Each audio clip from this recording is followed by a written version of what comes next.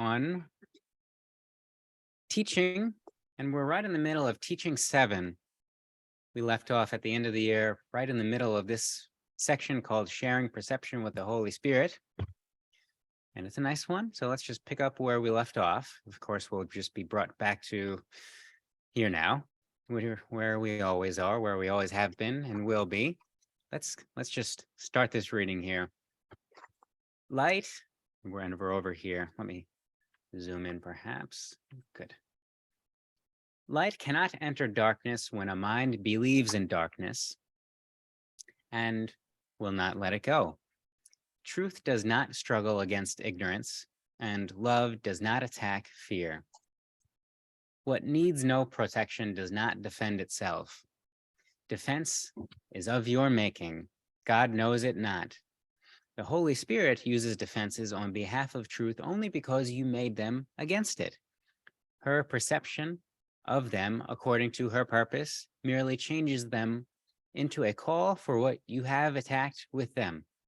Defenses, like everything you made, must be gently turned to your own good, translated by the Holy Spirit from means of self-destruction to means of preservation and release. Her task is mighty, but the power of God is with her. Therefore, to her, it is so easy that it was accomplished the instant it was given her for you. Do not delay in your return to peace by wondering how she can fulfill what God has given her to do. Leave that to her who knows. You are not asked to do mighty tasks yourself. You are merely asked to do the little she suggests you do, trusting her only to the small extent of believing that, if she asks it, you can do it. You will see how easily all that she asks can be accomplished. Let's just circle back to the beginning here and to unpack, because there is much to inspect here. So truth does not struggle against ignorance. Love does not attack fear. This is reminiscent of another section in the course where which invites us to think in a certain way, and it shares that there are no triumphs of love. Love does not triumph over evil or hatred. Only the illusion of love can triumph over hatred or fear. And in so doing, we make it an illusion. So the illusion of love can triumph over the illusion of fear, but only at the cost of making them both illusions. Love, we could think of with a capital L, love and its truth does not attack. Truth does not struggle against ignorance. And again, these are just tools of how we think about these concepts in our mind and through the day. Love doesn't need to overcome fear, right? This is the important piece. In physics, physics being a tool that I often use to think about things.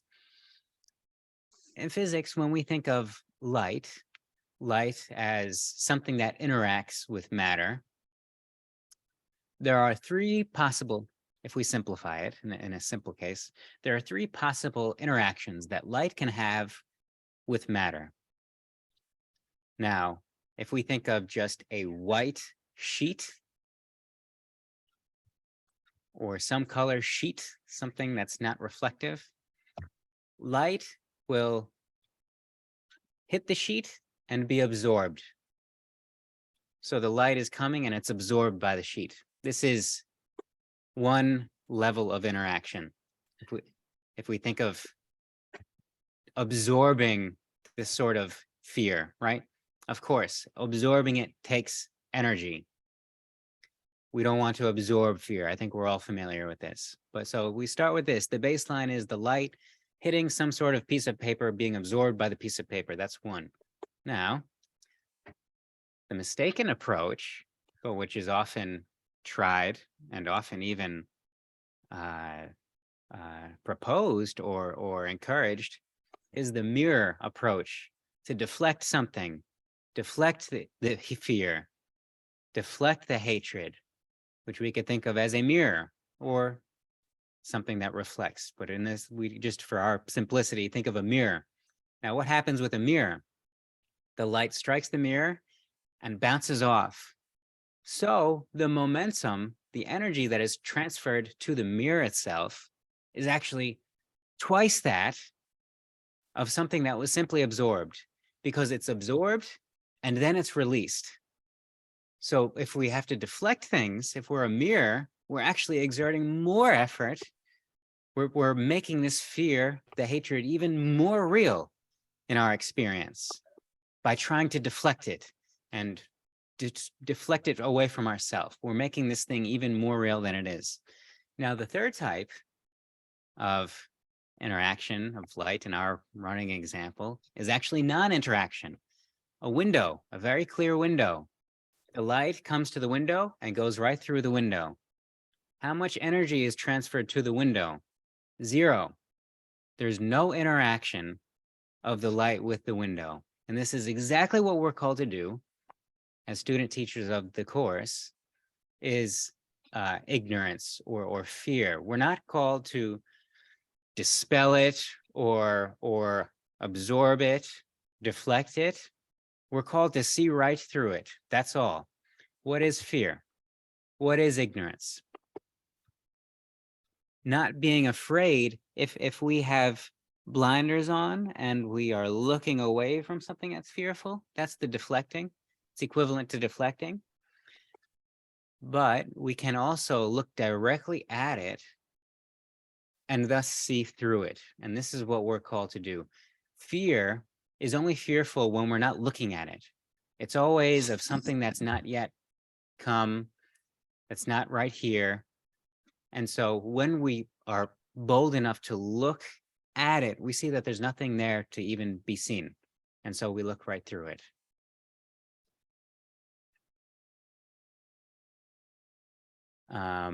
Of course, let's see. Now, this is, okay, Holy Spirit in A Course in Miracles. The Holy Spirit uses defenses on behalf of truth only because you made them against it. Holy Spirit is just a thought that we have, a belief that we have of the link, our connection with God, our connection, if we think of ourselves as somehow limited or separated in any respect, and thus all, then Holy Spirit is our bridge to the infinite, to the eternal. Holy Spirit uses defenses on behalf of truth only because we made them against truth. Not, of course, consciously or deliberately, just maybe by default or by our conditioning. But because we have this conditioning and we're used to using defenses, Holy Spirit can use them on our behalf, essentially in order to make them meaningless. It's the last defense, to get rid of defenses. The final judgment is the judgment against judgment itself. Anything that's a neutral tool in its fullest, in its fullness, is simply best used to make itself obsolete. So judgment is a tool in order to make judgment obsolete. Vision, perception, is a tool in order to make perception obsolete. And it's not that there's anything wrong with perception, but there's nothing inherently good about it either. It's just a neutral tool. It can be good. It can also be bad. You know, the thoughts that we have or beliefs that we have, they can be constructive, they can be destructive. So they're neutral. The only thing that is inherently positive, as shown, as positioned by the Course, is the atonement, which we could think of as forgiveness of ourself and everybody else. So let's bring this down. Let's bring this down to the day here, if you would, Tim. So as you know, because you were witness to it, I was ranting just 5 minutes ago, and for the past few hours, I don't like this day. I don't like this day. Things are going wrong. I don't like it. I can't figure it out. I keep running into obstacles. I don't like this day, right? I blurted it out. You said to me, well, you're just adding to the momentum, which of course is true. But what I would like you to do for me, for us, is to take this sentence, the Holy Spirit uses defenses on behalf of truth only because you made them against it. Well, I've made defenses against it. You know, I don't like this day. This is just too many obstacles. I just don't like it at all. So if you could please help me share with us yeah. how the Holy Spirit uses that which I did. Well, see, this is where we can be here all day, is what is it that you did? You know, what is it? And what piece of it? What are you doing? You know, because when I hear this, I'm hearing the symbols and the tools that you're using. So when you say, if we can just continue with example, Karen, thank you for allowing us an opportunity to do this. If Karen is saying, I don't like this day, what I hear is I hear a tool. You know, this is an affirmation. You're making a statement of something that is in your perception of things. Yep. And so this statement is a tool that had been used in a way to make even more real that which is not desired. Yep. And so that tool, well, we can instead use it for something that is desired. And because all the statements, like, I'm not going to take away or dismiss or you know, try and tell you that anything you're saying is wrong, but I'd say it's going too far to say the whole day, it's not even over, you know. And so the past was no good, it was awful, whatever, we can say that as long as we're moving into something that's better. So basically the Holy Spirit then uses the tool of thought in this case. Because Well, I used it, right? I used it to perpetuate something that I didn't want more of and kept getting more of. I guess so. You know, tool of thought just encompasses everything, Yeah. you know, tool of Yeah. thought, tool of belief, the tool of word, Mhm. focus, you know, what we're dwelling upon, where we're feeling and such. But Mhm. I know Kathy has something to share. Good. May I? Of course. Okay, so listening to everything you're sharing, and of course, everything that's always perfectly planted. My sister just lost her precious pup of 11 years. So for me, it's really we spoke on the phone for a good few hours. And when I lost my pup, I mean, it was horrendous. I was a mess, but I was in it. Okay, let me start back here. What you were talking about describing, for me, it's conditioning. So if something went wrong in my life, in my conditioning, it was something my fault. What did I do wrong? And it was all about my judging. It was all about you're to be feeling good 24/7. In my environment, you know, you didn't talk about what was off or whatever. And so I didn't know how to really feel or be into the mix of things when it wasn't so great. And what I'm learning through this, and I hope this is helpful, and we've talked about it before, resistance. But why am I going to resist something for myself? It's because it didn't feel good. I don't like it. And yes, it's attached either to the past or to the future. It's like we've been talking about this preparation for this dog is going to pass. We knew it was coming. And it had more anxiety in her when she was anticipating that it was coming. Now that she's been in it and experienced it and was able to make a decision, it was like a peace came. So I guess full circle for me, whatever I've judged when something isn't great, when it's the SH, you know, it's the pits. But if I'm in it, just like what you were saying, Tim, to look into it, without all that messaging that I was conditioned to think that I'm in control of this world, I'm in control. And if my life isn't going good, then somewhere, somehow, something's being done to me to hurt me, or I've done something wrong. If I could just learn to allow it in and go, okay, there is something here for me to learn, but changing that whole perspective, it does have a way of lessening. I'm able to absorb whatever is in it instead of attaching to it and thinking it's something that I could have controlled, and how harshly I judge myself for something not being so great. So if I could just ride those waves, those bumpy rides, and not be judging, oh, that's a bad wave. No, it was a part of the ocean and I went through it. But I'll absorb whatever that I feel is coming to me to teach me. I'm not in control, I'm not in control of this world, and it's not always perfect. It's the good and the bad. It's the angry, it's the sad. And I spent a life of trying to avoid that.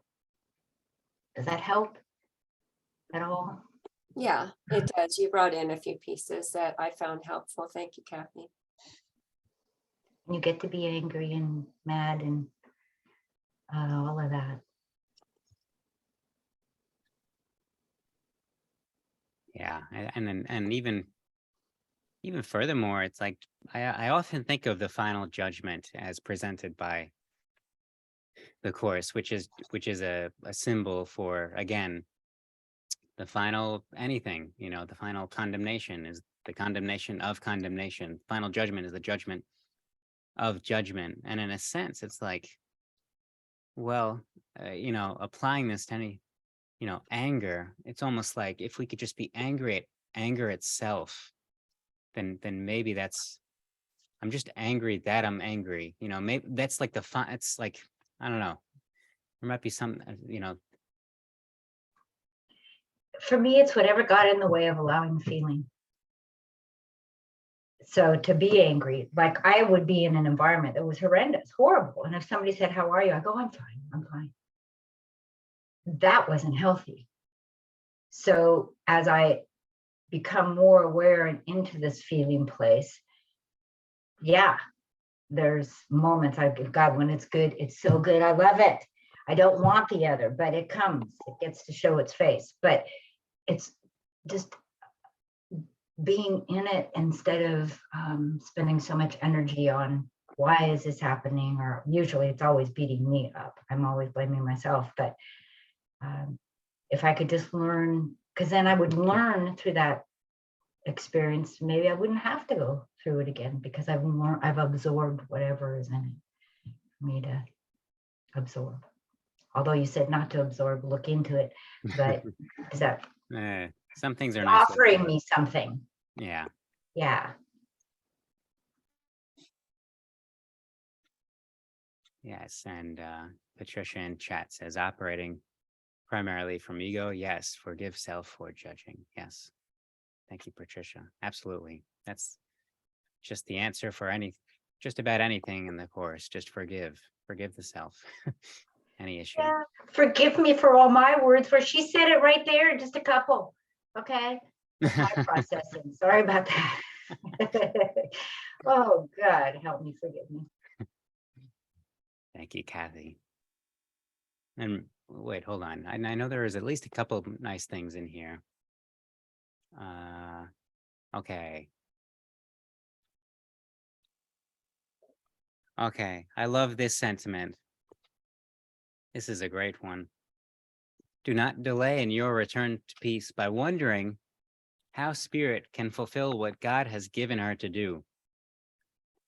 And, anybody familiar with New Thought or the law of attraction, it's kind of like, well, don't worry about how it's going to happen. Just know that it will. And this is, I'd say, just such a strong way of putting this. Don't delay in your return to peace by wondering how spirit can fulfill what God has given her to do. And it's like, if we're back to the frustration, because I certainly understand frustration. And it's like, well, whatever it needs that has to be accomplished. There just has to be faith involved at some point. That's the solution, that the resolution is not only on its way, but here. And spirit's got it. and it's actually unfolding in perfect timing. And maybe there's something else that's calling for our focus at this time. You know how I like to say that spin, I'll fall into it because I get into my head trying to figure it out. And back to that simple, just ask and trusting Mhm. that Yep. that will be answered. Need that trust, like Kathy says.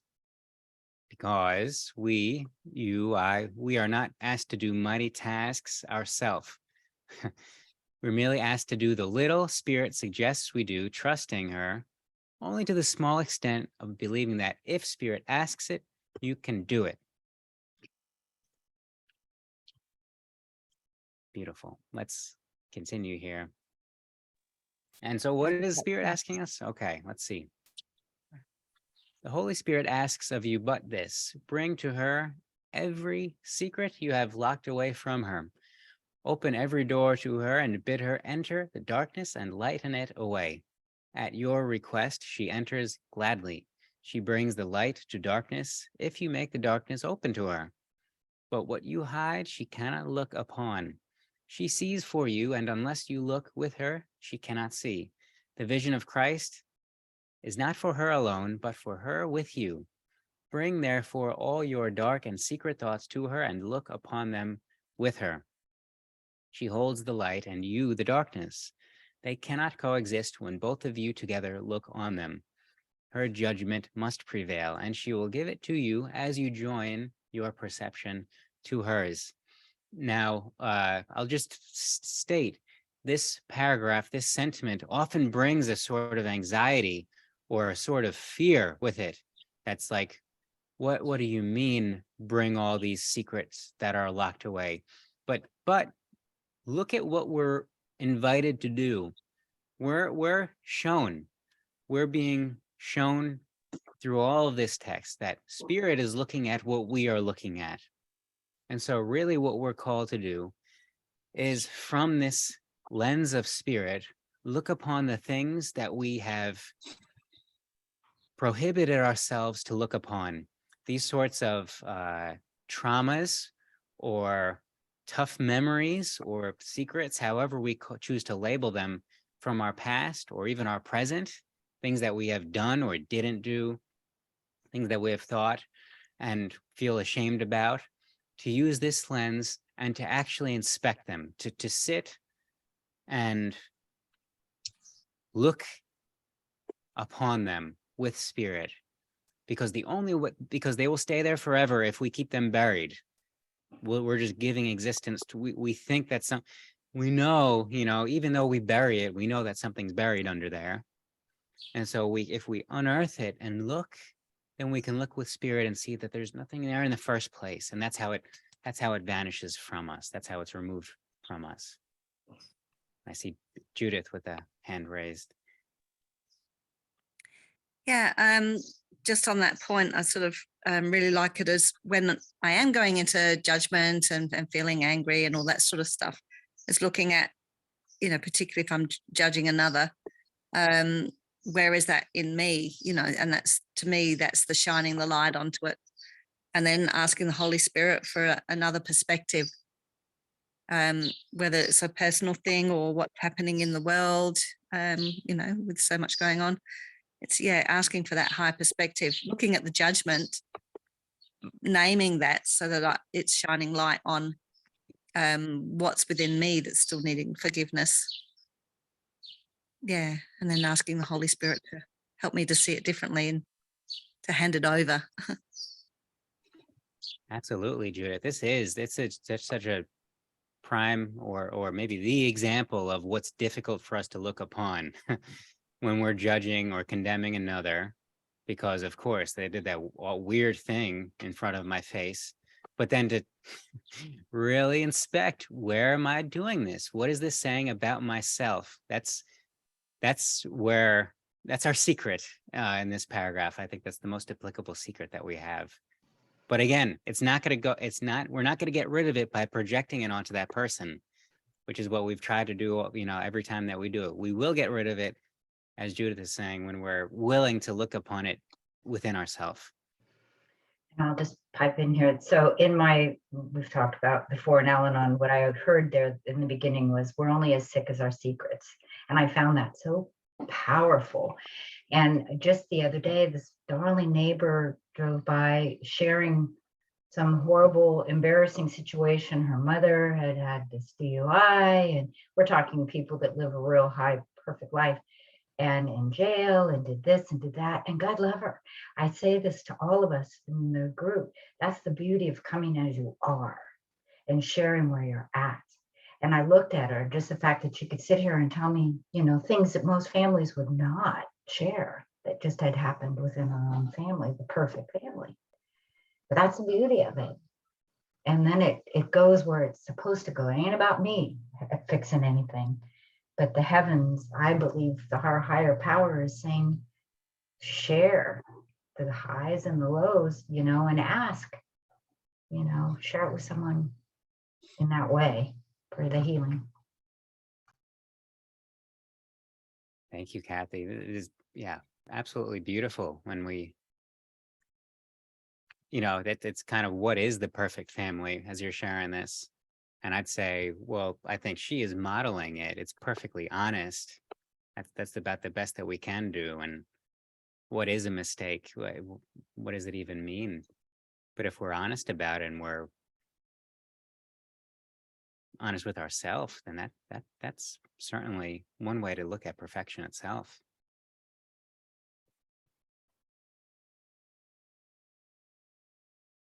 So we have one more paragraph here.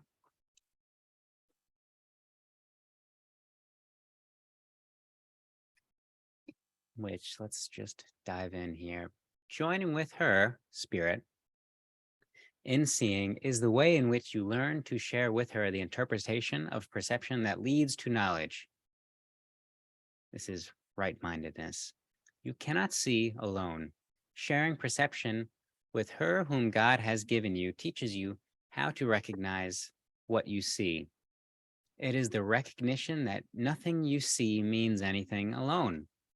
Seeing with her will show you that all meaning, including yours, comes not from double vision, but from the gentle fusing of everything into one meaning, one emotion, and one purpose. God has one purpose, which he shares with you. The single vision which the Holy Spirit offers you will bring this oneness to your mind with clarity and brightness so intense you could not wish for all the world not to accept what God would have you have. Behold your will, accepting it as his, and all his love as yours. All honor to you through him, and through her unto God. And I'm curious, Karen, if you, given what you are sharing with us, or had shared, what you would interpret this line, how would you take this line to mean as we applied in our lives? And I'll just read it. Seeing with her will show you that all meaning, including yours, comes not from double vision, but from the gentle fusing of everything into one meaning, one emotion, and one purpose. Oh, like you said earlier, we could just spend all day talking about these things. I mean, I think from what I'm in here and shared, it's I'm definitely in a state of separation. It's me, it's my thoughts, it's my judgment, it's my anger, it's my triggers, and so I would call that double vision, just split mind for sure. And so I like that the word gentle is here. Gentle fusing is actually a really delicious phrase. From the gentle fusing of everything into one meaning, one emotion, and one purpose, because I think this touches on part of what you were saying, Kathy, and we don't have to discard anything. The feelings are real. I mean, you too, Tim. It's like none of us here talks about dismissing what we're feeling or saying that somehow it's wrong in the moment, because it isn't. There isn't anything wrong. But it does perpetuate separation and that split mind. So the gentle fusing of everything includes everything that I shared, everything that I stated, but it doesn't keep it separate. It fuses it with, you know, the little willingness, you know, how does God see this? How does Holy Spirit see this? Instead of just hanging out in my temper tantrum of how I see it. Well, thank you, Karen. Beautiful. And just I don't quite know about this, but it's like, you know, how thinking of an example, uh, of working on something that was so frustrating, but then being able to laugh at it at a later time or joke about it, like, wow, that was awful, but we say that with a lightheartedness. And I'm sure there's a way to bring this into the moment where, like, because who is making that judgment? We're in the midst of this frustration and it's awful. And then sometime later we say like, oh, wow, I didn't, I made it through that, or that thing was awful. But who's And making that judgment, yeah, you know what's weird too about that is who's making that judgment and what the hell is going on with that? Who that's making the judgment? Because I mean, I don't like this day, right? Like with all my energy behind it, I don't like this day. That is the strangest thing, to be so upset about the context of what was going on in this day when I've had days, we have all, and I have had days that make me cry. And who is that making that judgment? And what the hell state is she in to make something so small so magnified? Not that there's any what is it, degree in miracles? I can't think straight, but there is no lesser, there is no more, really. But I think you catch what I'm saying. I really exaggerated something that was kind of like a paperclip. Yeah, I would say to you, little Kathy, start out in life, Mighty Mouse. I would want to take that away from you. I would want to save you from that. Oh, I don't know. Look at it this way. No. Yeah. And try to fix it for you. And which is what I spent a lifetime of doing.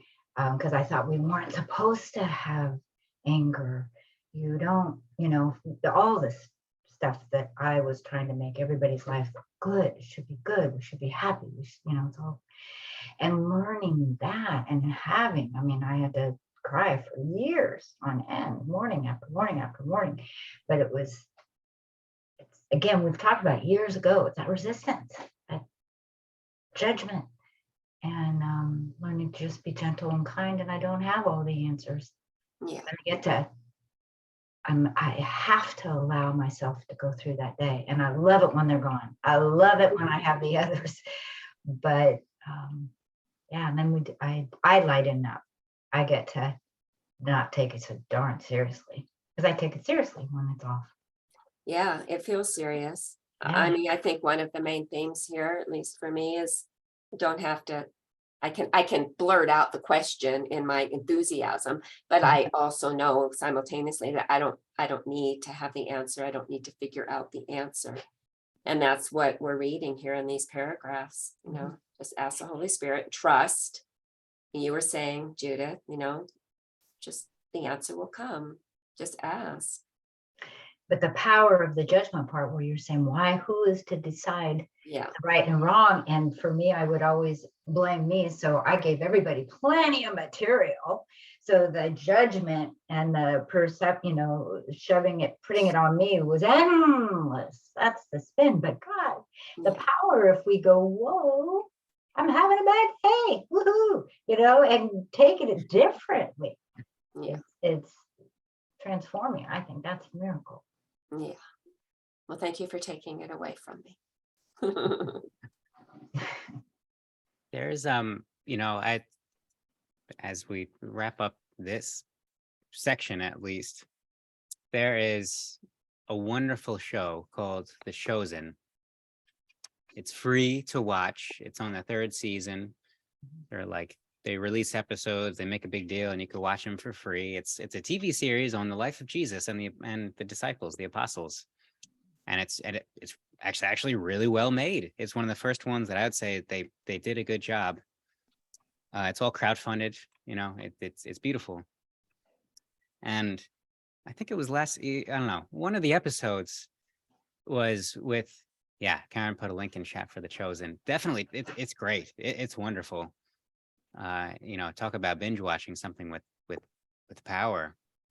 It's even for those of us who have read the Gospels and the Bible, this is using that, but going much more into detail over, who was Peter? We have a few lines we have some things of what Peter said, but what was the day-to-day life like for these disciples in the ministry? And Who were the Marys? There's a lot about the women, which is a yeah, really exactly. beautiful angle. The women, yeah, all the women followers, the mothers, all that's going on. Like, well, they were meeting all the time, and then they're in the house, and it's difficult for the people of the house, dealing with the authorities, all these things. They take a artistic license into showing how it, probably was or might have been. But all of this is to say that in one of the episodes,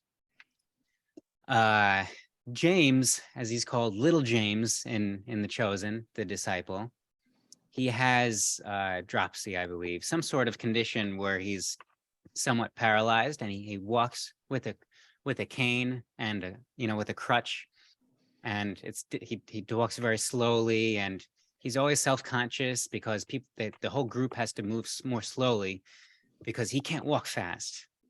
And so, isn't that ironic?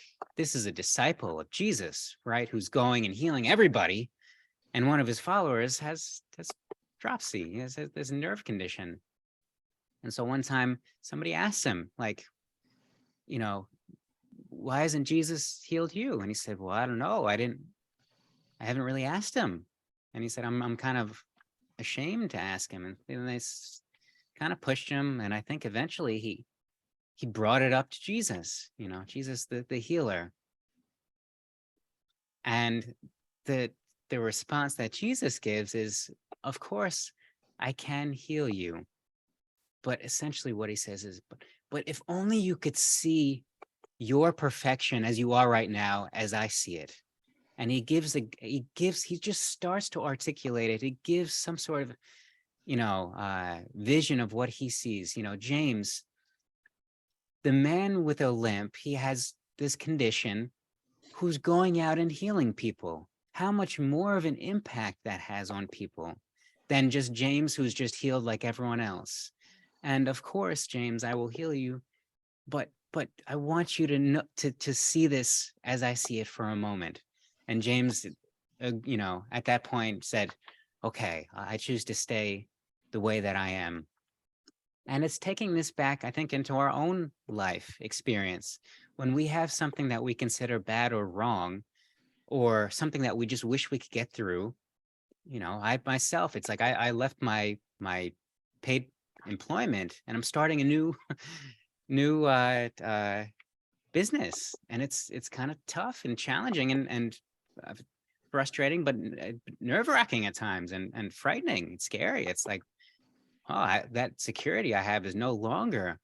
And it's like, I often think, like, man, like, can't just I get the right audience like this? Can't they just come here right now? Can't they just see the offerings and sign up? And I just get, I'm gently reminded in the telling of the story, it's like, but if you could only see the perfection of the way that you are right now, the end result is guaranteed. We all know this. Everything, the things that we desire, it's there, it's right here, and we're on our way to it. And if we could only see where we are right now through the lens of our Creator, then we wouldn't want to change a thing. We just continue to move through as we're, continue to be called to move through. Yeah, I think it's that powerful mold that conditioning in life was created, that we thought we were to fit in.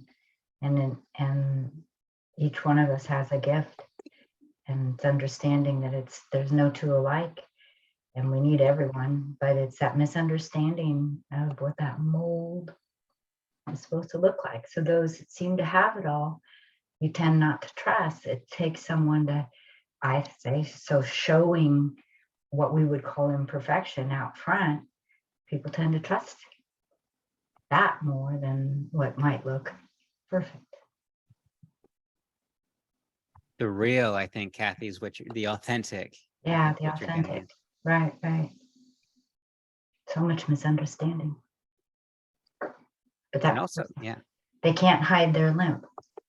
You know, I can exactly. be really good at hiding a lot of stuff, but it's bringing it forward. And whether it's sharing a bad day or it's, you know, I'm hurting deeply inside, but that's where the gifts begin. That's what we're here for.